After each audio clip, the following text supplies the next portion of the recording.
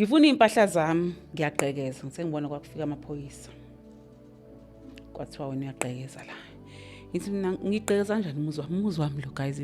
anikwazi umuzi wami okay cela ngidedele ngithathe impahla zami ngicela ngidedele futhi ngikhale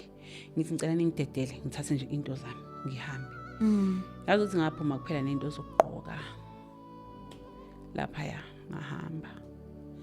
So nagcina ni divorceile naba nayo i-decree of divorce. Okay, into eyenzeka after yonke le drama nale dilemma conniving konke kwabe sekucaca ukuthi uGuy nawo sibukeni la nengane kasiswami unengane manje nomngani wami abuyele esontweni ke thandaza ke baka haleluya uzobuya we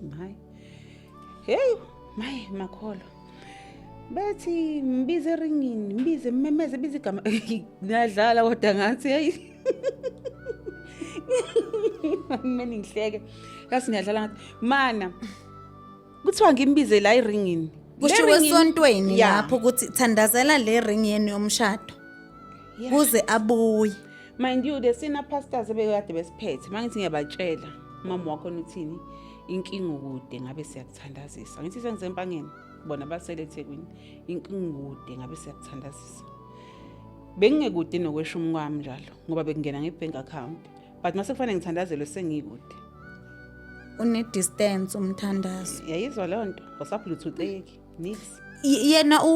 umyeni wakho usaqhubeka uyashumayela ivangeli. Ngiyamazini ngoba ngazi nokuthi kwenzakalani ngaye angazi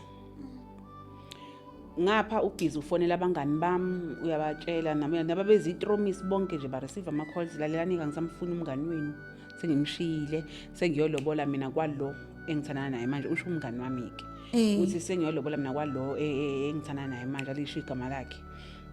abatshele nje bonke abantu kungihlambalaza nje uyabafonela bonke ababekhona nje emshadweni abaziyana inamba zabo uyabafonela uyabatshela bangithi thathe receive call and uya kulama restaurant lawa beya nami kuona nakhona mangithi ngiyafika kuthiwa kade ukhulumini wakho la behamba nento bangishalazela yabo